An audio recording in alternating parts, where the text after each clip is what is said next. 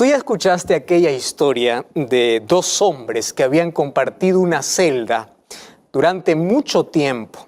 Sin embargo, ellos habían compartido la celda de manera injusta.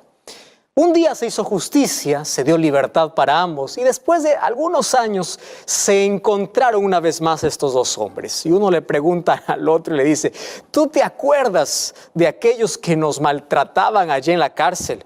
El otro responde: gracias a Dios yo olvidé por completo todas las humillaciones y las injusticias. Y tú le preguntas. Bueno, le dice: yo me acuerdo todos los días y en mi corazón hay tanto deseo de poder vengarme por cada humillación que me hicieron o me trataron de manera injusta allí en la cárcel. ¿Sabes qué cosa le respondió a su compañero? Le dice: qué infelicidad por ti, porque yo, del momento que salí de la cárcel, decidí ser libre. En cambio, tú decidiste continuar preso. ¡Wow! ¡Qué interesante expresión! Decidiste, porque esto es una decisión. No se trata de lo que alguien te hace. Se trata de cómo tú reaccionas ahora ante una agresión, ante el dolor, ante una herida. Tú decides. Hay personas que deciden todos los días rumiar el dolor, rumiar la desgracia. ¿Por qué coloco la palabra rumiar? ¿Conoces aquellos animalitos que después que comen nuevamente traen a la boca para volver a masticar? Hay miles de personas que rumian el pasado, personas que no pueden olvidar. Ahora voy a tratar un poco de hablar este tema. ¿Es posible olvidar algún tipo de herida? Es imposible olvidar, pero sí es posible recordar sin dolor. Y esto lleva un proceso, por supuesto, pero la medicina para esto está en tus manos. Nadie te lo va a dar o no lo vas a encontrar en ninguna farmacia. La medicina para ser libre del odio, de rencor, de ese sentimiento de venganza, se llama perdón. Tú puedes decir: pastor, ese es el asunto más difícil, porque usted no sabe todo lo que han hecho contra mi vida. Han hecho la mayor injusticia. A usted no le han hecho. Alguien me escribió así hace algunas semanas. A usted nunca le hicieron lo que a mí me hicieron. Porque hay personas que piensan que el perdón es un regalo que se ofrece a la persona que nos ofendió. Y algunas personas que dicen: ¿cómo yo voy a regalar el perdón a alguien que me hirió? Pero piensa conmigo un momento. Perdón no es un regalo ofrecido. Perdón es un regalo que te haces tú mismo. Porque el momento que tú entras en este círculo de sentimiento de venganza, de odio y rencor, tú mismo estás enfermándote, porque ocurre un desequilibrio completo, mental, físico y espiritual en tu vida. No eres feliz. Ese sentimiento de venganza es alimentado por el rencor. Alguien dijo que el rencor es el combustible para el sentimiento de venganza y el odio termina matándote lentamente. Es decir, si tú quieres morir de a pocos, odia. Pero si tú quieres restaurarte de una herida abierta en tu vida, perdona. Tú sabes que hay miles de personas que están enfermas mentalmente o enfermas físicamente y la raíz de su problema, ¿sabes dónde está? En su cabeza, en el pasado que no quieren desligar, en el sentimiento de venganza que no quieren abandonar. Entonces ese sentimiento te ata a la otra persona de manera negativa y tú vives amarrado, tú estás prisionero hasta el momento que tú decidas colocar la medicina correcta a esa herida. Y la medicina se llama perdón. Hablar de esto, por supuesto que no es fácil, querido. Para mí también es un asunto difícil. Hablar de perdonar, hablar de amar, hablar de cerrar una herida. No es fácil, porque todos los seres humanos, préstame atención, las heridas más profundas que tenemos en la vida tienen que ver con nuestras relaciones. Dos cosas tienen que ver con nuestras relaciones. Nuestros mejores amigos o las personas más cercanas abren las heridas más grandes o nos producen las mayores alegrías y satisfacciones.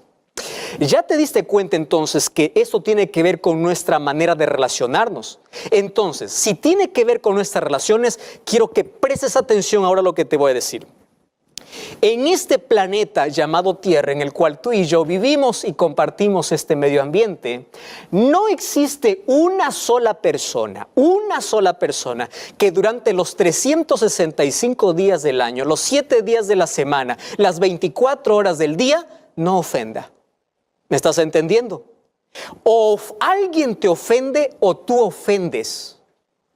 Algunos lo hacen sin darse cuenta y tú te sientes ofendido. Otros lo hacen de manera intencional. Algunos hacen daño de manera intencional, otros no. Es decir, mientras vivimos en esta tierra, ofendemos o nos ofenden. Tú no puedes decir, a todo el mundo me ofendió. También ofendiste. Los seres humanos ofendemos con indiferencia, con mirada, con palabras, con actitudes, con acciones, con todo. Abrimos heridas y nos abren heridas. Entonces, en este juego de relaciones de tú me hieres, yo te hiero, nosotros tenemos que aprender allí a cómo convivir. Y la manera que tenemos que aprender a cómo convivir es aprendiendo el arte de perdonar. Perdonar es un proceso que no resulta de la noche a la mañana. Lleva su proceso, tiene sus pasos. Sin embargo, es la única medicina para sanar nuestras relaciones. Ahora, nuestras relaciones horizontales tienen que ver mucho con nuestra relación vertical. La manera como tú te relacionas con Dios va a influir mucho, va a influenciar mucho en la manera como te relacionas con tus semejantes.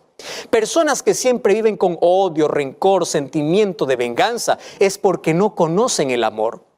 ¿Cómo no conocen el amor? El amor es Dios. Y aquel que no conoce a Dios puede abrigar todo ese tipo de sentimientos.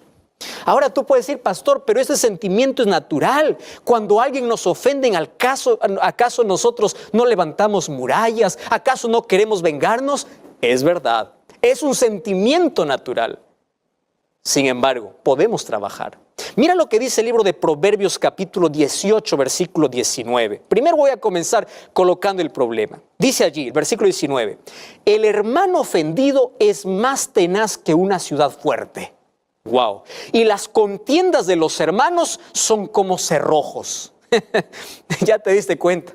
Aquel que está ofendido levanta una muralla. Aquel que está ofendido es capaz hasta de cometer locuras. Aquel que está ofendido. La pregunta entonces es, ¿cómo yo puedo trabajar ese asunto cuando alguien me hiere, cuando alguien me ofende? Te voy a dar por lo menos 4 consejos bíblicos. El primer consejo bíblico está en Salmos capítulo 39, versículo 2 y versículo 3. Mira versículo 2, dice así: mientras yo enmudecí con silencio, mientras me callé incluso con respecto a lo bueno, se agravó mi dolor. Préstame atención. Cuando alguien te ofende, tú no tienes que decir no pasó nada. Si te sentiste ofendido, tú tienes que expresar, pero expresar de manera correcta. ¿Me entiendes? Está en la forma como tú tienes que decir. Aquí la Biblia dice, mientras tú callas, tú tratas de tapar la herida, pero la herida sigue abierta. Y la herida va a cerrar el momento que tú descubras y coloques la medicina. Allí va a cerrar de manera correcta. Entonces hay personas que actúan ante las ofensas como si nada pasara. Sin embargo, van guardando en su corazón. Ya viste cómo en las relaciones matrimoniales incluso esto se vive. No pasó nada, paso por alto la ofensa, pero eso se va acumulando. Y llega incluso la pareja hasta el divorcio, porque son heridas abiertas, son emociones acumuladas, cosas mal cerradas. Esas cosas perjudican nuestra vida. Entonces allí el sentimiento de venganza avanza, continúa, la herida se infecta, cangrena y finalmente nuestro corazón estará podrido para poder vengarnos. Hay un segundo consejo, mira, Salmos capítulo 55, versículo 6 hasta el versículo 8. Dice así, ¿quién diese o quién me diese alas como de paloma? Volaría yo y descansaría, huiría lejos, moraría en el desierto, me apresuraría a escapar del viento borrascoso de la tempestad. Pastor, ¿qué consejo es este? Esta es la actitud de muchas personas. Muchas personas no enfrentan la realidad, sino que quieren cambiar o quieren volar, escapan. ¿Y cómo quieren escapar ante su dolor? Algunos quieren solucionar su dolor en la droga, en el alcohol, en el lugar incorrecto. No enfrentan su dolor, quieren adormecer su dolor. Y aquí el texto dice, hay personas que desearían volar. Querido, a donde tú vayas siempre vas a encontrar problemas. Porque el problema no está en el entorno ya tiene un problema. El problema es lo que ocurre en tu corazón. La manera como tú reaccionas ante una ofensa, ante una mirada. ¿Cuál es tu actitud? Entonces, si tú quieres huir de un lado para otro pensando que en el otro lado no va a haber problemas, en el otro lado vas a encontrar problemas. De nada sirve entonces huir refugiándose en vicios, o de nada sirve huir buscando otro lugar, porque el problema tiene que solucionarse primero dentro de nosotros. Hay una tercera recomendación bíblica, y eso lo encontramos allí en el libro de Job 18:4. Allí dice que nosotros podemos libertarnos del rencor, del odio. Allí en el libro de Job capítulo 18 habla del corazón amargado, del corazón enojado, que no puede cambiar cierta situación porque él decide estar así. Finalmente, la mayor medicina encontramos en el libro de Juan capítulo 14 versículo 34. Jesús dice, amaos los unos a los otros. No dice solamente ama a los que te hacen bien, incluso aquel que te hizo daño. Y cuando tú perdonas a aquel que te hizo daño, tú no estás ofreciéndole un regalo a la otra persona, te estás ofreciendo un regalo a ti mismo para cerrar aquella herida. Colosenses capítulo 3 versículo 13 nos muestra la necesidad de perdonar, porque así como nosotros perdonamos, también recibimos el perdón. Fíjate, todos los seres humanos necesitamos ser perdonados. Todos los seres humanos necesitamos perdonar. Sin embargo, hay un texto extraordinario en el libro de Romanos capítulo 12, versículo 9. Mira lo que dice allí la Biblia, Romanos 12, 9. O el amor sea sin fingimiento, aborreced lo malo y seguid lo bueno. Qué interesante, que tu amor sea sin fingimiento. Ahora el versículo 19. No os venguéis vosotros mismos, sino dejen el lugar de la ira para Dios, porque escrito está, mía es la venganza y yo lo pagaré. Probablemente en tu vida hay personas que abrieron tantas heridas profundas, abrieron traumas, y tú estás allí masticando tu dolor. Un día José decidió perdonar después de que sus hermanos lo vendieron, sus mismos hermanos. Un día Jesús decidió perdonar después que la gente lo injuriaba, después que la gente lo escupía, después que incluso los soldados lo clavaron. Nadie sufrió mayor injusticia que Jesús. Él entiende si tú eres traicionado porque Jesús fue traicionado.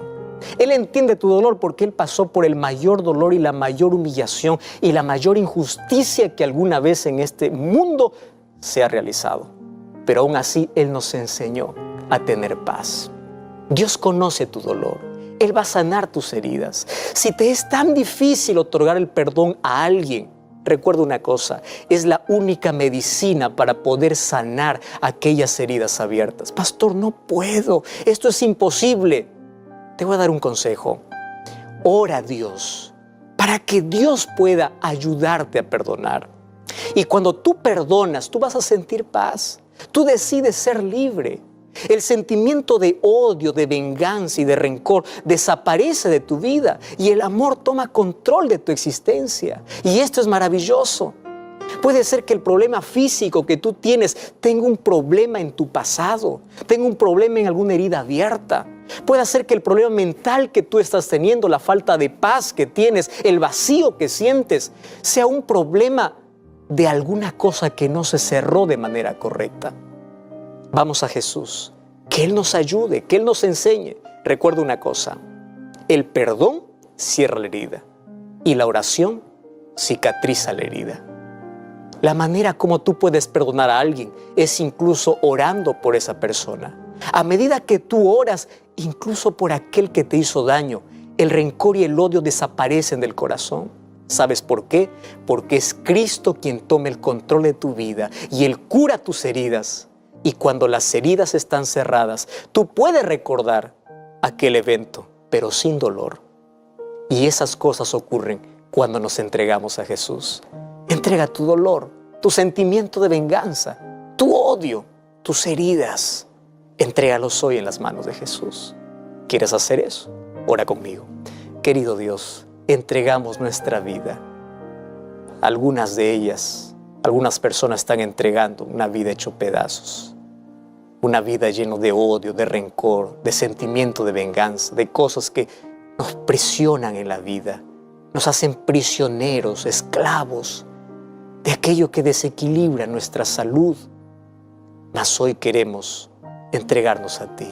Queremos que Jesús nos perdone y que nos enseñe a perdonar, que nos ayude a cerrar aquellas heridas que en el tiempo, en la vida, alguien nos abrió.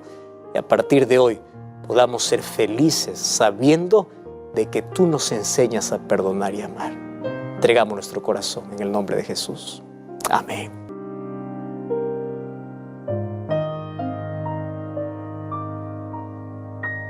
Y así está comenzando un nuevo capítulo de Biblia Fácil. Y me alegra poder saludarte, tú que estás allí viendo este programa en la comodidad de la casa o en la casa de un amigo, o probablemente en una circunstancia difícil. Estés allí viendo el programa mientras estás hospitalizado o en cualquier otro lugar en una circunstancia complicada. Desde aquí queremos decirte que hay esperanza, que oramos por ti, que Dios pueda colocar paz en tu corazón. Y a través del estudio de la Biblia podamos ser abrazados por las promesas de Dios, podamos ser conducidos, guiados por el Espíritu Santo, y así cada día podamos descubrir el plan que Dios tiene para nuestra vida. En esta temporada estamos allí fascinados con el libro de Mateo, tomando algunos capítulos, algunas historias, para poder sacar lecciones preciosas para nuestra vida. Bienvenido una vez más. Así comienza Biblia Fácil. Hoy vamos a estudiar un capítulo interesante del libro de Mateo. Se trata del capítulo 18 de Mateo. Vamos a hablar acerca de relaciones interpersonales, siempre complicadas, ¿verdad? Qué difícil es poder mantener una relación saludable, una relación buena con todas las personas. Y vamos a hablar desde el punto de vista de las relaciones interpersonales entre los miembros de una iglesia, como también las relaciones interpersonales con nuestros amigos, vecinos y con todas las personas con quienes nos relacionamos día a día. Antes de poder ir al tema de hoy, yo quiero ofrecerte un material muy precioso. Se trata del curso bíblico Jesús Restaurador de Vida. Aquí tú vas a encontrar lindas lecciones, preciosas lecciones que tú puedes comprender mejor, inclusive el plan que Dios tiene para cada uno de nosotros a través de su palabra. Puedes solicitarlo a través de nuestro número de WhatsApp, que es el +5512 98 100 14 60, o también tú puedes hacerlo a través de nuestro sitio web, estudielabiblia.com. Allí vas a encontrar este y otros materiales que sin duda van a beneficiar grandemente tu vida espiritual, tu salud física y mental también. Sabes que hablar de relaciones interpersonales no es tan simple.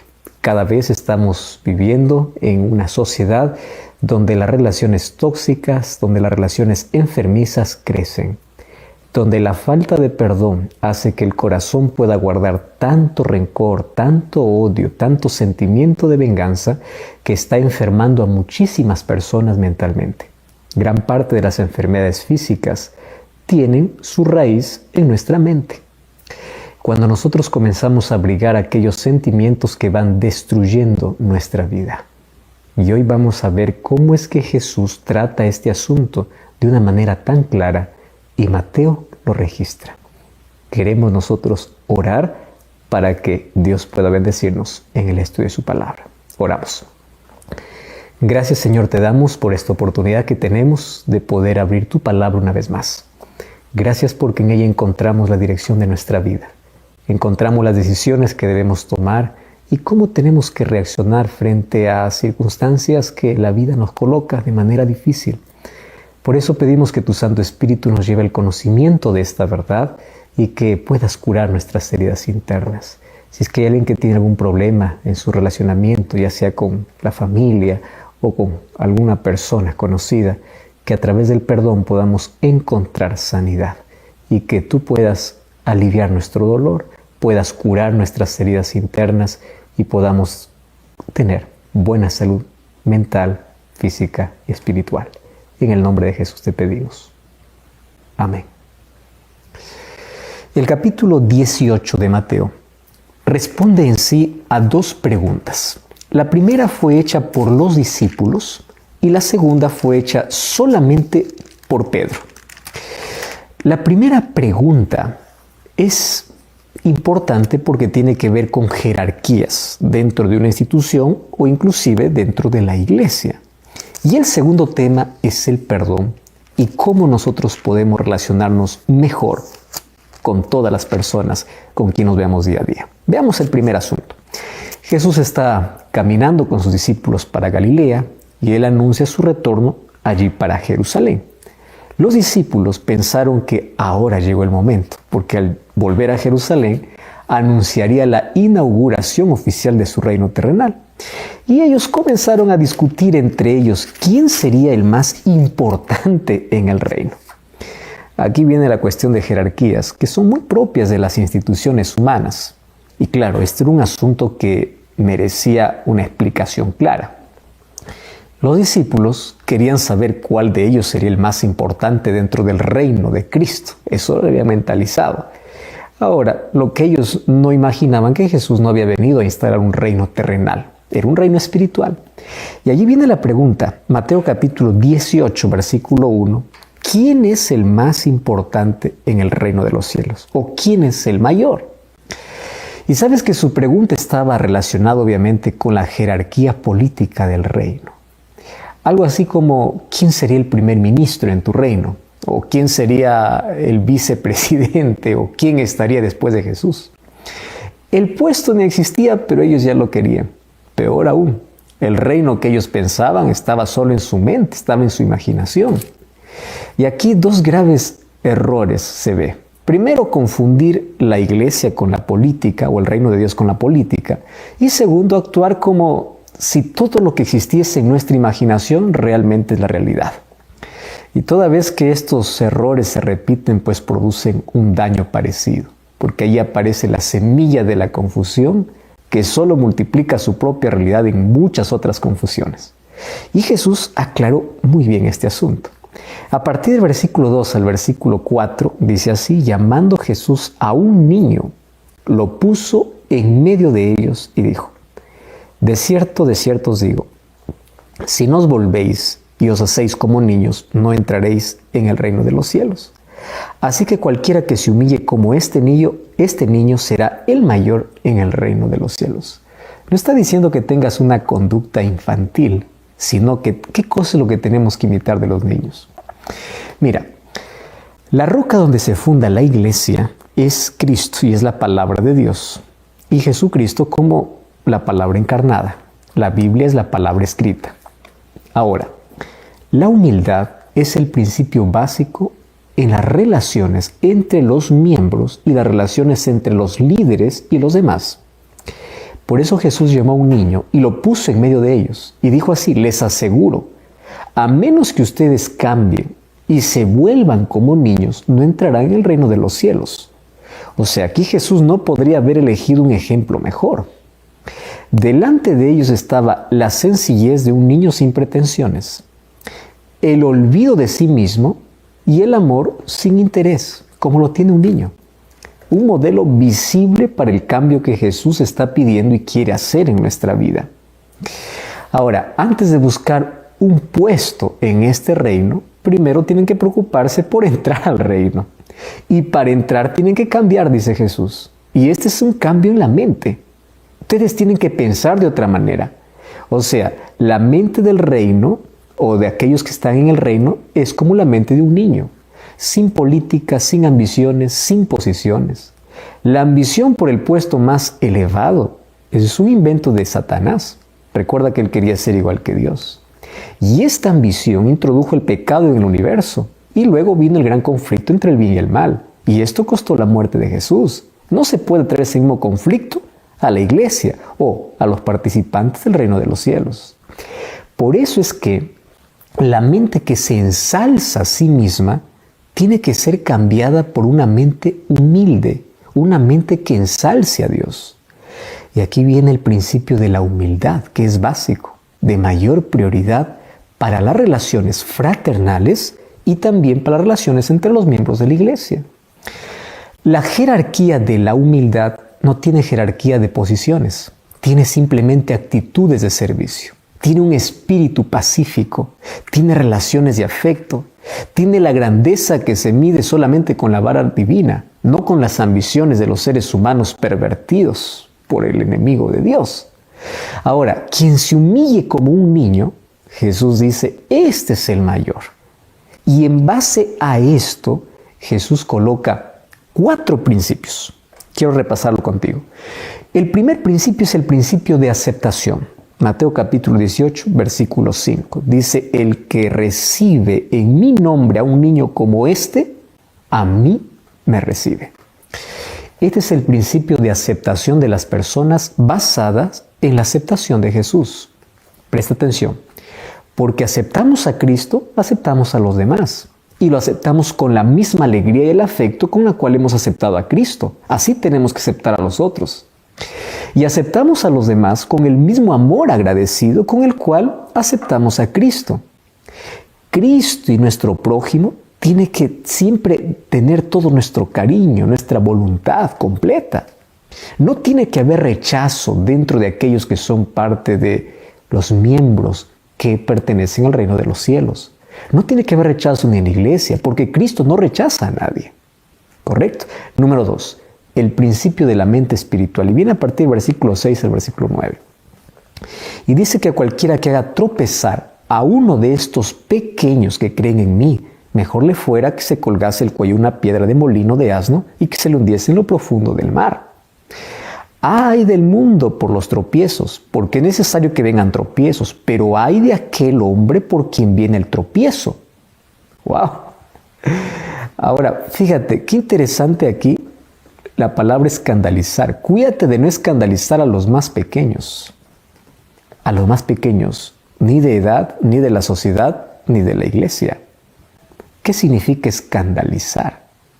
Por supuesto, aquí incluye la capacidad de no producir escándalos, es verdad, pero hay más que eso. Escandalizar tiene otras cosas que tenemos que ver. Primero, empecemos por el sentido más elemental. Significa que no tenemos que inducir a nadie a cometer pecado. Y para esto, pues hay que tener una mente limpia, inocente, como la de un niño. Porque la mente maliciosa es pecadora, maquina el mal, la origina, y obviamente, como la mente de los antediluvianos, eso también contamina a los que están a nuestro alrededor. En cambio, la mente espiritual es pura, es cristalina, inclinada siempre para el bien. Por eso es que nunca induce a alguien a cometer algún pecado. Entonces, una persona con mente espiritual no invita a otra persona para que participe con ella en ningún pecado, sea pequeño o grande, sea de vicios o de desvíos o de cualquier cosa. Tú tienes que influenciar solo para el bien. Entonces, una influencia para que la otra persona caiga en pecado es escándalo. Número 2. No escandalizar también significa no inducir a nadie para que abandone su fe. ¿Sabes qué? La fe como creencia doctrinal y como capacidad espiritual para creer está en todos los seres humanos. Nadie en la iglesia, ni miembros ni líderes deben nunca, por palabras o por actos, inducir a otros para que dejen de creer o desprecien las doctrinas bíblicas. Algunos obviamente critican a la iglesia y desprestigian sus doctrinas de forma directa o de manera sutil. Influyen en sí a las mentes más sencillas para que dejen de creer o rechacen alguna doctrina bíblica. Entonces la mente espiritual, para comenzar, no tiene dudas, pero tampoco las crea. ¿Correcto? Porque todas sus creencias están basadas en la Biblia. Ahora, te voy a decir una cosa. Si alguna creencia no tiene una base en la Biblia, entonces sí tienes que cuestionar, ¿correcto? Y tienes que confrontarlo con la verdad. Pero estoy hablando de que existen personas que quieren colocar dudas incluso donde la Biblia habla con claridad. Eso es provocar escándalo. Número 3. No escandalizar también significa no ofender. Y algunos ofenden con tanta facilidad. Usan palabras ofensivas, realizan actos que ofenden, toman decisiones o allí realizan actos que afectan de manera negativa las emociones de las personas. La mente espiritual no ofende. Es diplomática, es cautelosa, es considerada, es respetuosa, es simpática. Cuida tus palabras, cuida tus actos. Eso también es escandalizar. Y número 4, no escandalizar significa no producir desconfianza o aborrecimiento contra alguien. Sabes que la mente espiritual no juzga de manera desfavorable a las personas. La mente espiritual confía, obedece, es justa y no desprecia a las otras personas. El mundo hace pecar a mucha gente, eso es lo que dice la Biblia. Y esto para ellos parece natural. Pero ay, dice, de aquellos que ocasionan todo eso. Y agregó, dice que aquel que hace pecar a los demás, o sea, primero pecas tú, pero luego haces pecar a los demás, pues tú estás llevando una condenación mayor. Cualquier cosa que tengas en ti que te arrastre al pecado, échala de ti, dice Jesús. Aunque esto sea tan querido por ti, aunque eso signifique como arrancar una mano, un pie o un ojo, porque es mejor que tú puedas entrar en el reino de los cielos sin esto a que lo conserves. Está hablando, aunque esto te cause dolor en la vida, deséchalo. Eso dice el versículo 9. Desecha, apártalo de tu vida. Si te das cuenta, la primera parte del capítulo 18 habla de 2 asuntos importantes. La primera, de cómo tiene que ser nuestra actitud.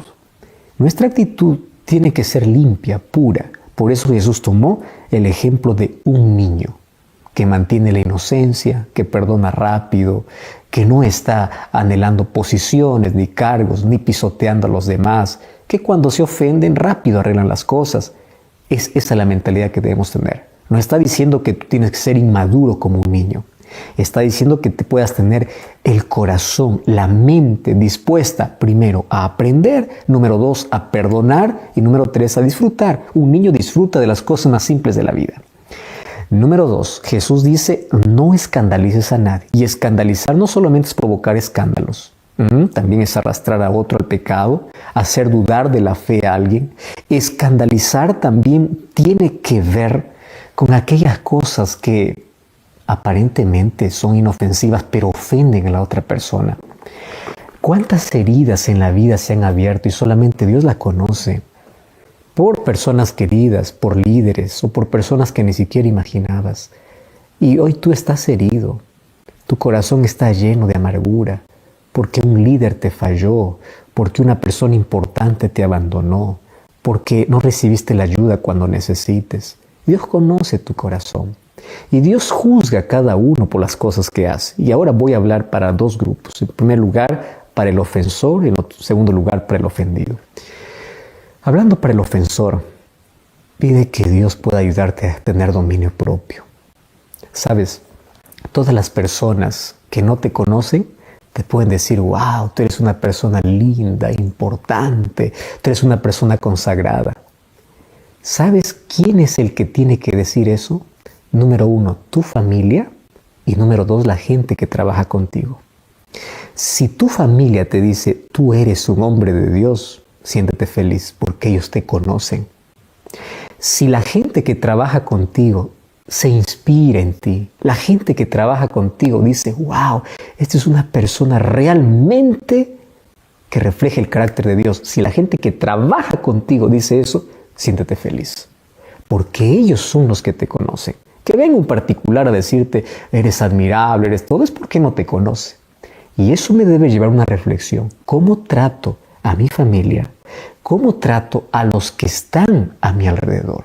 Porque yo conozco incluso dentro del liderazgo de la iglesia, gente que se olvida que es cristiana, gente que maltrata, gente que abusa, gente que porque tiene una posición o un cargo importante, comienza a ofender porque se cree lo más importante. Dios está tomando en cuenta todas estas cosas. Y voy a hablar para el ofendido. Sabes que en la vida siempre vamos a encontrar personas así. Siempre. Y si nosotros no aprendemos a buscar un refugio en Dios, llenamos nuestro corazón de amargura. Comienza a perdonar porque el perdón es el siguiente tema que Jesús va a tratar. El perdón no es un bien que se hace al ofensor. El perdón es un bien que te haces a ti mismo. Porque el rencor lo que hace es envenenarte, quitarte la salud mental y la salud física. Entonces, si tienes tantas heridas, por favor, coloca en las manos de Dios, perdona y pide que Dios te ayude a continuar siendo una persona fiel, leal, obediente, pero sobre todo sin amargura en tu corazón, que eso te daña grandemente en la vida. Jesús aquí nos está enseñando jerarquías y relaciones bajo un solo principio: humildad. Aquel que es humilde, no importa la posición donde esté, aquel que sabe reconocer sus errores, aquel que sabe tratar bien a los demás, aquel que trata con amor, esa es la verdadera jerarquía dentro del reino de los cielos. No es alguien que se olvida quién es porque se cree más importante. No es alguien que abusa de los demás creyendo que él tiene la última palabra y no está dispuesto a escuchar a nadie. Es alguien que es humilde. Y un humilde es alguien que camina con Cristo. Que la mayor marca de tu vida por el cual tú seas conocido sea por el amor que das y por lo humilde que eres. Porque ese es el mayor título, ese es el mayor cargo que tienes que mirar en la vida. Humildad.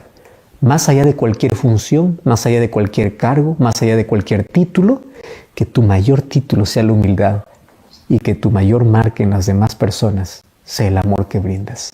Porque solo así viven, dice Jesús, aquellos que son llamados al reino de los cielos. Si es que tu actitud es diferente, habría que reconsiderar mucho y habría que arrepentirse de corazón, pedir perdón a quienes ofendemos y a partir de hoy pedir que Dios pueda ser reflejado en nuestra vida. Eso no termina allí, porque Mateo continúa hablando sobre relaciones interpersonales y luego va a hablar acerca del perdón. Eso veremos.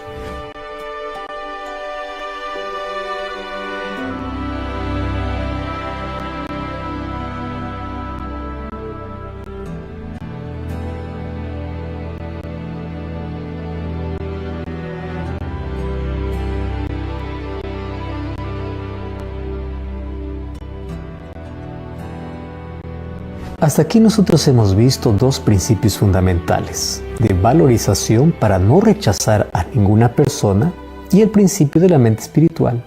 Pero hay un tercer principio, el principio de la justa valorización de las personas. Mateo 18, 10 y 11. Allí dice: no menospreciéis a uno de estos pequeños. O sea, sean justos en valorar a las personas. No les den un valor menor de lo que realmente tienen. ¿Y cuál es el valor que tiene una persona? Hay un principio general. Nadie vale menos que el sacrificio de Cristo en la cruz. Él hubiera muerto por un solo ser humano. Entonces, no valoremos a nadie por debajo de ese nivel. Valora a todos por igual. Jesús dio otro elemento para pedir que nadie sea valorado por debajo de lo que vale. Y sabes, en Hebreos 1, 13 y 14 dice que el ángel sirve a cada persona o está al lado de cada persona y ve constantemente a Dios. Y Dios recibe toda la información, Él sabe lo que sucede con cada persona. Y si tú menosprecias a alguien, Dios lo sabe. No solo porque lo sabe en sí mismo, porque es omnisciente, sino también porque los ángeles registran todo. O sea, no permitas que un ángel tenga que informar a Dios sobre la necesidad de una ayuda para alguien por causa tuya. Entonces, no menosprecies a nadie a causa del valor que Jesús le concede a cada ser humano y el valor que le concede inclusive los propios ángeles. ¿Cómo nosotros que estamos al servicio de Jesús y también trabajamos en armonía con los ángeles, vamos a valorar menos a las personas, menos del valor de lo que realmente son? Esto no debe ser así. Tiene que haber armonía total entre nosotros y Jesús y entre los ángeles, así como todos los ángeles están en armonía con Dios. Y este es un principio vital de las relaciones. No desvalorices a nadie. Trata a todos por igual, porque todo va en la sangre de Cristo. Y de allí viene el cuarto principio, de no perder a nadie. A partir del versículo 12 y el versículo 14, la parábola de la oveja perdida. La parábola comienza así. ¿Qué les parece?, preguntó Jesús. Si un hombre tiene 100 ovejas y se pierde una de ellas, ¿no dejará las 99 para ir a buscar a la que se perdió? Entiendan bien, dice Jesús. Ahora habló de las ovejas que están dentro del redil. Ustedes saben, dice Jesús, que el interés principal, el objetivo de la misión es salvar a todos los seres humanos que están perdidos, o sea, en todo el mundo. Están perdidos en el pecado, o sea, están fuera del redil. Pero también, dice Jesús, nuestro interés tiene que ser conservar los que están dentro del redil. La prioridad entre las 100 ovejas tiene que estar en aquella que se sale, en aquella que se pierde. Recuerda que esta no es una oveja pagana, es un miembro del redil. Las otras pueden estar bien protegidas, pero ahora vamos a concentrar nuestro trabajo para recuperar aquella que estuvo en el redil y salió. Vamos a hacer todo nuestro esfuerzo hasta que la traigamos de nuevo al redil. Y cuando la hayamos encontrado, pues hay que alegrarnos. Hagamos fiesta, esa fiesta espiritual, así como hizo el padre del hijo pródigo cuando el pródigo regresó. De paso, no se les ocurra a nadie, incluso Jesús dice, amargarse como aquel hermano mayor del hijo pródigo, que estaba siempre reclamando, que siempre pretendía ser más justo, que creyó que él merecía más que el otro. En realidad él fue muy injusto con su hermano y fue injusto con su padre. Y luego Jesús dice, no piensen en castigos a una persona que se apartó. Participen del regocijo que hay en el cielo por un pecador que se arrepiente, porque hay personas que siempre viven criticando por alguien que se alejó y ahora está volviendo. Ayuden a los 99 justos que están en el redil, pero si es que alguien se perdió, vayan a traerlo. Esa es una verdadera religión que se preocupa en poder recuperar a aquel que se pierde. Esta conducta llena de gracia produce felicidad, porque la otra produce tristeza. Nuestra buena conducta aquí es muy importante. Ahora, tiene que haber alegría espiritual, porque si en nuestra conducta no hay alegría, ¿qué cambio ha hecho Jesús en nuestra vida? Y la verdadera felicidad siempre viene del cielo. Aquí Jesús dice, demos prioridad a aquel que se apartó, porque Jesús no quiere que ninguno se pierda. Y ese mismo deseo de Jesús tiene que estar en cada creyente.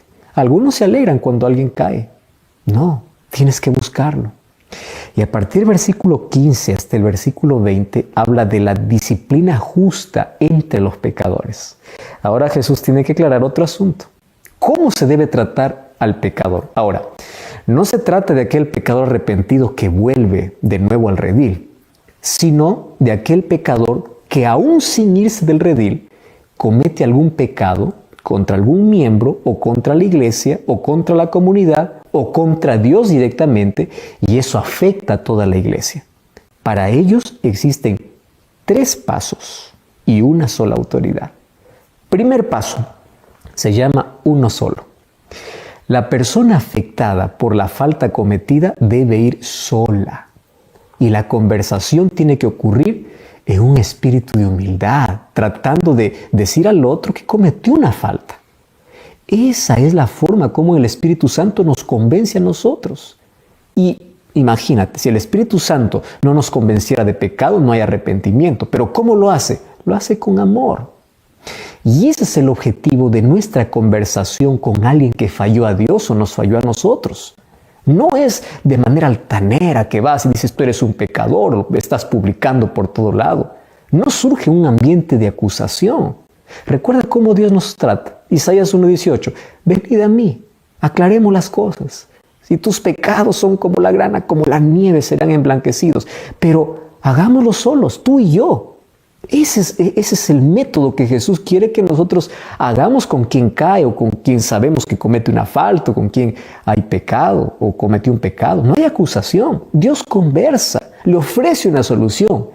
Así debemos tratar nosotros a las personas que cayeron en pecado, las personas que están actuando mal. ¿Entiendes? Entonces tiene que haber una comunicación, pero esa comunicación tiene que ser con humildad. ¿Por qué con humildad? Porque todos somos pecadores. Y cada miembro del reino de los cielos tiene que conseguir o convencer a la otra persona que está actuando mal. En este ambiente, si el otro se arrepiente, reconoce, pues vuelve el gozo espiritual. Ahí se terminó el problema. Yo no estoy más divulgando por ningún lado. ¿Entendiste bien? O sea, Si tú sabes del pecado de alguien, o alguien te ofendió, o sabes que alguien está actuando mal, anda solo, habla en secreto con él. No estés divulgando por redes sociales, no estés acusando delante de las personas. Eso hace el diablo. El primer paso es anda y habla en privado y habla con humildad, porque tú no eres perfecto. El segundo paso es 2 o 3 testigos.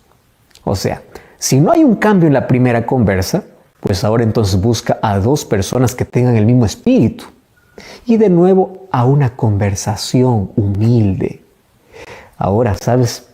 Si es que esto produce en el otro arrepentimiento, entonces genial.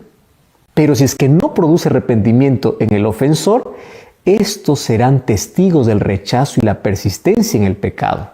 Allí recién va a comenzar un proceso probablemente de disciplina, pero no te apresures a disciplinar a alguien. Ofrece siempre una nueva oportunidad a través de la iglesia, ¿correcto? Y en tercer paso, ahora recién necesita conocer toda la iglesia, no toda la comunidad, solamente la iglesia. Después de que la iglesia recibió el informe de que primero fuiste de manera personal, no se arrepintió, continúa haciendo lo mismo, fuiste con 2 o 3 personas y él rechazó y persiste y es orgulloso y no reconoce y no se humilla, ahora sí Jesús dice, recién disciplina, o sea, recién ahora es separado, apartado. ¿Y cuál es la autoridad? Jesús habla de la autoridad y la autoridad en la que lo coloca la iglesia. Y la iglesia tiene que actuar de acuerdo a lo que Jesús pide, no de manera apresurada. Y el versículo 18 dice, de cierto os digo que todo lo que usted desata en la tierra será atado en el cielo, lo que desata en la tierra será desatado en el cielo. Está hablando de un acto disciplinario.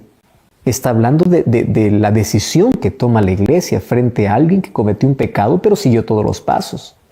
Para que la decisión disciplinaria en la iglesia, que la iglesia toma, así como ata en la tierra, queda atada en el cielo, entonces significa que la disciplina de la iglesia tiene que ser siguiendo los patrones bíblicos. Y esto se logra cuando hay una unidad completa entre la iglesia y Cristo, que se revela a través de la oración y a través de su palabra. Por eso que la disciplina en la iglesia tiene que ser una actividad espiritual, regida por principios divinos, nunca por procedimientos políticos o intereses de grupos o motivaciones egoístas. Tiene que ser dirigida por el Espíritu Santo, tiene que ser identificada con Cristo. Así será una autoridad espiritualmente respetable y hay que respetar esas decisiones. Y esto nos lleva nuevamente a la pregunta inicial que hicieron los discípulos. ¿Quién es el más importante en el reino de los cielos o en la iglesia? La respuesta es simple, Cristo. Él es. Y lo que Él nos pide, cómo tenemos que actuar, eso es lo que tenemos que hacer. No existe un ser humano que pueda o que quiera sobresalir o porque tiene un cargo, una función, comience a pisotear a los demás. Tiene que someterse al más importante del reino, que es Cristo.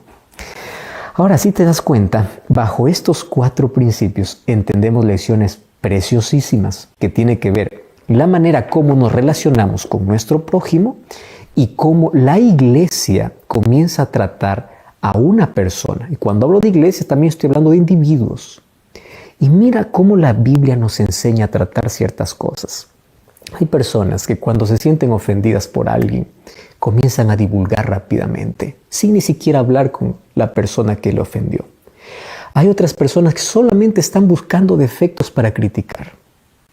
Hay personas inclusive que están colocando veneno, viendo detalles simples para poder menospreciar a la iglesia o menospreciar a una persona. ¿Cómo crees que se siente la otra persona cuando tú lo menosprecias, cuando tú lo difamas? ¿Cómo crees que se siente la otra persona cuando tú publicas para todos de que él es un pagano, que él es un impío, de que él no adora a Dios? ¿Quién eres tú para colocarte como juez? Estás entendiendo que si tú ves que hay alguien que está desviándose, alguien que está equivocado, alguien que cometió una falta, habla con él. Para eso existe la privacidad, para no romper la unidad. Porque si tú simplemente te colocas como acusador, te estás colocando de parte de Satanás. Porque Satanás es el único que acusa. es el único que difama. Por eso es que nosotros tenemos que ser cautelosos. ¿Alguien te dijo algo de alguien? No reacciones de manera apresurada. Primero tienes que tener la seguridad de que esa información es correcta. Número 2, ¿sabes de alguien que está cometiendo un pecado o alguien te ofendió? Habla con él, conversa con él. Si esa persona se arrepiente, se humilla, ahí se acabó todo. No estés divulgando, no estés difamando, no estés creando otras cosas que van a dañar la imagen de la persona. Trata a las personas como Cristo te trata. Y para ello necesitamos tener el carácter de Cristo. Mateo nos muestra cómo Jesús trata de colocar en nuestra mente la manera como debemos relacionarnos con los demás. ¿Cómo te gustaría ser tratado si tú caes? ¿Cómo te gustaría ser tratado si tú pecas? ¿Cómo te gustaría ser tratado si tú en algún momento te equivocas? Así trata a los demás. Así trata a aquel que cayó. De esa manera debes tratar a aquel que se desvió del camino. Debemos controlar nuestras emociones y debemos permitir que el Espíritu Santo guíe nuestras decisiones. A través del capítulo 18 ya descubrimos cómo debemos valorar a las personas. Nadie debe ser valorada menos de lo que vale y todos valemos la sangre de Jesús. ¿Cómo deben ser tratadas las personas? Aquellas que caen, aquellas que fallan, aquellas que se equivocan. Si seguimos estos principios bajo el mismo espíritu que Cristo quiere que tengamos, las cosas serán mejor. Esa es la manera como Cristo quiere ser reflejado en la vida de todos aquellos que son llamados a formar parte de su reino. La pregunta es, ¿de qué manera estás tratando a los demás? ¿De qué manera los valoras? ¿De qué manera tratas al caído? ¿De qué manera corriges? ¿Lo haces públicamente o personalmente? ¿De qué manera disciplinas? Que estos principios puedan regir nuestra vida, que nos ayudarán cada día a reflejar mejor el carácter de Cristo. Y luego Mateo nos habla sobre la segunda pregunta que ahora hace Pedro: ¿cuántas veces debo perdonar? Eso es lo que tenemos que ver ahora.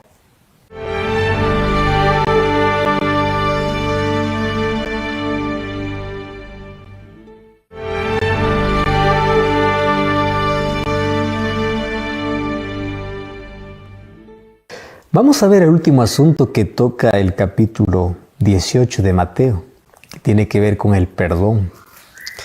Como Jesús habló acerca del proceso disciplinario, que obviamente deja abierta la posibilidad de perdonar, ahora Pedro es quien hace la segunda pregunta.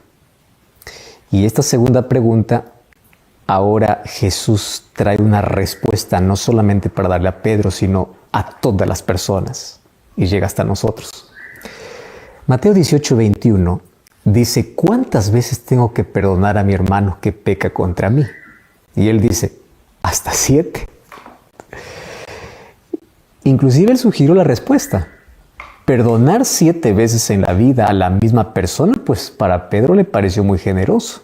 ¿Y por qué 7 veces? Bueno, el texto no lo revela, pero se dice que los rabinos, interpretando allí algunos textos de la Biblia, ellos decían que se podía perdonar hasta 3 veces. Así que Pedro fue generoso y dijo, bueno, 7 está bien, es más que el doble. Y el versículo 22 dice que Jesús le dice, pues, ni siquiera 7, sino hasta 70 veces 7. Perdona a tu hermano todas las veces que te pida perdón. El perdón no tiene límite. Perdona siempre con la buena voluntad, sin anotar, sin llevar en cuenta. No sea que se te ocurra hacerle recordar las veces que le has perdonado y eso ya no es perdón. Y aunque aquí la pregunta estaba bien respondida y bien clara, Jesús agregó a eso una parábola. Y a través de esa parábola, pues daré una idea más completa de lo que significa el perdón y por qué debemos perdonar. Porque no es solamente la cantidad de veces que debemos perdonar, que debe ser limitada, sino también lo importante es la calidad del perdón que nosotros debemos otorgar. Tiene que ser de todo corazón. Y a partir del versículo 23 al versículo 35 cuenta la parábola de 2 deudores. Y ahí dice, por lo cual el reino de los cielos es semejante a un rey que quiso hacer cuentas con sus siervos. Y comenzando a hacer cuentas, le fue presentado uno que le debía 10,000 talentos. A este, como no pudo pagar, ordenó a su señor venderle a él, su mujer y sus hijos y todo lo que tenía para que pueda pagar la deuda. Entonces aquel siervo postrado le suplicaba diciendo, Señor, ten paciencia conmigo, yo te pagaré todo. El señor de aquel siervo, movido a misericordia, le soltó y le perdonó toda la deuda. Pero saliendo aquel siervo, halló a uno de sus consiervos que le debía 100 denarios. Y haciendo de él lo ahogaba diciendo, págame todo lo que me debes. Entonces su consiervo, postrándose a sus pies, le rogaba diciendo, ten paciencia conmigo, yo te pagaré todo. Pero él no quiso, sino que fue, le echó en la cárcel hasta que pagase la deuda. Viendo sus consiervos, fíjate lo que dice, lo que pasaba, se entristecieron mucho. Fueron y refirieron a su señor lo que había pasado. Entonces, llamándole su señor, le dijo, siervo malvado, yo te perdoné toda la deuda porque me rogaste. ¿Acaso tú también no debías tener misericordia de tu consiervo, así como yo tuve misericordia de ti? Entonces el señor, enojado, le entregó a los verdugos hasta que pagase todo lo que le debía. Así también mi Padre Celestial hará con vosotros si no perdonáis de todo corazón a cada uno de su hermano sus ofensas. ¿Sabes que esta historia es realmente muy fuerte? Primero, aparece un rey que perdona y dice, el reino de los cielos se parece a un rey que quiso ajustar cuentas con sus siervos. Y ahí aparece el primer caso de un siervo que debía 10,000 talentos. 10,000 talentos, mucho dinero. Era más o menos unos 340,000 kilos de plata. O sea, suficiente dinero como para poder contratar 10,000 jornaleros durante 20 años. Es demasiado dinero. Ahora, ¿de qué manera un simple siervo puede pagar una deuda así? No la paga. Porque aun cuando tenga dinero, propiedades, recursos, no podrá pagar, es imposible. Así que el rey decidió transformar en dinero lo único que tenía. Su propia persona, su esposa, sus hijos y los enseres de la casa. O sea, dijo, véndanlos a todos. Ahora, qué dramática descripción, ¿verdad? Porque a la verdad representa un ser humano delante de Dios. ¿Cómo podrá pagar una deuda tan grande? Dice que el siervo se postró delante del rey y le rogó por misericordia. Por favor, tenga paciencia conmigo. Sujete dentro de usted aquella ira que tiene contra mí. No me castigue, yo voy a pagar todo. O sea, no estaba pidiendo perdón por la deuda, solamente estaba pidiendo más tiempo. Pero por más que le dé tiempo, pues no alcanzaría toda su vida para poder reunir lo suficiente y pagar. Por eso dice que el rey se compadeció del siervo, así dice Mateo, y le perdonó toda la deuda y le dejó en libertad. Uno puede imaginar la alegría y el enorme alivio de ese siervo. Pero los seres humanos somos seres muy extraños.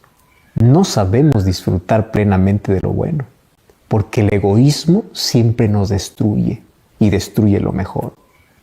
Y allí aparece que este siervo que fue perdonado ahora se va a exigir a otro que le debía una deuda más pequeña.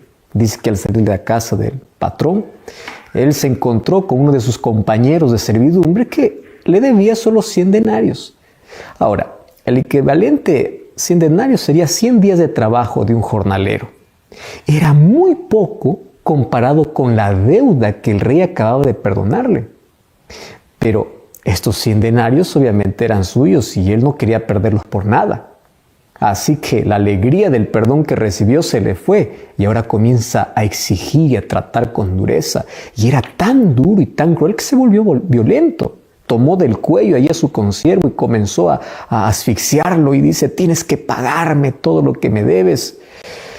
Y sabes que su deudor hacía lo mismo que él había hecho antes. ¿Qué hizo? Le rogó, dame más tiempo, yo te voy a pagar. Pero su corazón era tan rígido, no escuchó su clamor y actuó de manera completamente irracional. No solo por la dureza, aunque se trata de un consiervo, sino también por la solución que encuentra para poder exigirle el pago. ¿Qué cosas? Dice que lo pone a la cárcel. O sea, ni siquiera lo deja trabajar para que reciba dinero y le pague la deuda. Entonces nunca va a pagar su deuda, aunque estando en la cárcel, ¿de qué manera lo podría hacer? Ahora fíjate, esto nos trae una lección importantísima para la vida. No olvidemos que Jesús, al hablar de este deudor, está refiriéndose a todos los pecadores. Todos tenemos una deuda grande con Dios. Ahora, ¿qué cosa es lo que hacemos nosotros con las personas que cometen una falta con nosotros? Las personas que cometen una falta con nosotros siempre serán más pequeñas que las faltas que nosotros cometemos contra Dios. A veces actuamos con egoísmo, con rigidez, exigimos, tratamos mal y no perdonamos. Y ahí aparecen los otros siervos que se entristecen. Dice que los otros siervos, viendo lo que su compañero de servidumbre hacía, se entristecieron mucho. Primero porque no concordaron con lo que él hacía. Y segundo porque sintieron misericordia de aquel que no recibió perdón. Fíjate, ¿qué puede hacer un cristiano cuando ve que uno de sus hermanos es demasiado rígido, es demasiado duro, inclusive trata mal a los demás y si alguien le ofende, pues no perdona? ¿Por qué? Porque a veces quiere tratarse, o él mismo se quiere tratar como un superhéroe que sale para vengarse o para vengar a sus víctimas, ya sea con acción o palabras. No se puede condenar así a las personas. No se puede tener un corazón así de duro. No se puede exigir inclusive a las otras personas que puedan resolver las cosas de otra manera. Tenemos que tratar como Dios nos trata y tenemos que perdonar como Dios nos perdona. El problema es la dureza de nuestro corazón. Sabes que los otros siervos de la parábola no hicieron nada de eso. Solamente hicieron su parte de poder comunicar al rey lo que estaba pasando, porque solo el rey podía intervenir. Y ahora sí, intervino el rey. ¿Qué cosa hizo? Trató al siervo que ya había sido perdonado nuevamente como deudor. Ese siervo perdió el perdón del rey por no haber perdonado a su consiervo. Y Jesús aquí estaba enseñándonos una lección. Lo que nos enseñó en la oración del Padre Nuestro. Perdona nuestras deudas como nosotros perdonamos a quienes nos ofenden. Sabes que el perdón que otorgamos es la medida del perdón que recibimos. Si no perdonamos las faltas de alguien que nos ofende, ¿cómo yo voy a pedir perdón a Dios cuando le ofendo con mis pecados y mis faltas son mayores? Y Jesús aquí concluye su discurso diciendo que de la misma forma que el rey trató a ese siervo deudor, tratará el Padre a aquellos que no aprenden a perdonar de corazón a su hermano, o a aquellos que perdonan simplemente de palabra, mas no de corazón. Hablar del asunto del perdón probablemente puede llenar de tanta amargura a más de una persona, porque puede ser que te han herido tanto. Y hay personas a quien tú consideras que no merecen el perdón. Y te voy a decir que el perdón no es merecido. Nadie merece, ni siquiera nosotros merecemos ser perdonados por Dios. Pero por tu bien, perdona. Sabes que el perdón es un puente que no podemos quebrar, porque por ese mismo puente tenemos que cruzar. Así como nos ofenden, ofendemos. Y si queremos recibir el perdón de Dios, necesitamos también aprender a perdonar a quienes nos ofenden. No importa cuántas heridas hay allí, probablemente fuiste maltratado, abusado. Toma el remedio del perdón, porque recuerda que el perdón no es beneficiar al ofensor. El perdón es la medicina para curar tus heridas. Es aceptar que un hecho ya sucedió, que no puede remediarse, ya aconteció. Cuando yo perdono, yo me libero del rencor, del odio, de esa cárcel que me aprisiona. yo me hago libre porque Cristo me perdonó, entonces yo también voy a perdonar a los demás. Toma en este momento el teléfono, perdona a aquel que te ofendió o pide perdón.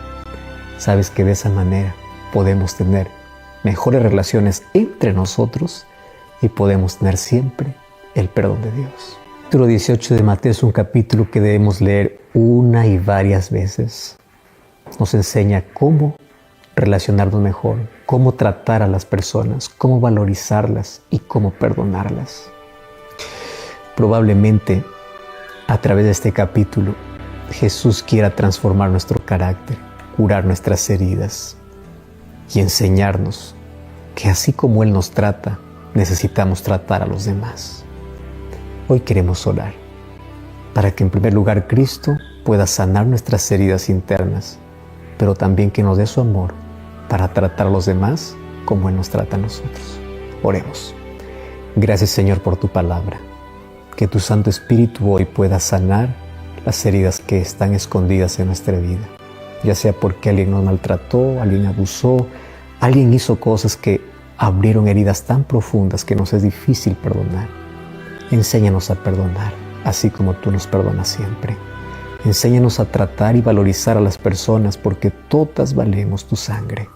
Enséñanos a tener buenas relaciones interpersonales que sea el resultado de una buena relación que tenemos contigo. Colocamos nuestra vida en tus manos, en el nombre de Jesús. Amén. Que Dios te bendiga y te guarde. Gracias por acompañarnos en un nuevo capítulo de Biblia Fácil. Te espero, como siempre, en el próximo programa con Biblia en mano, junto a toda la familia o solo, no importa.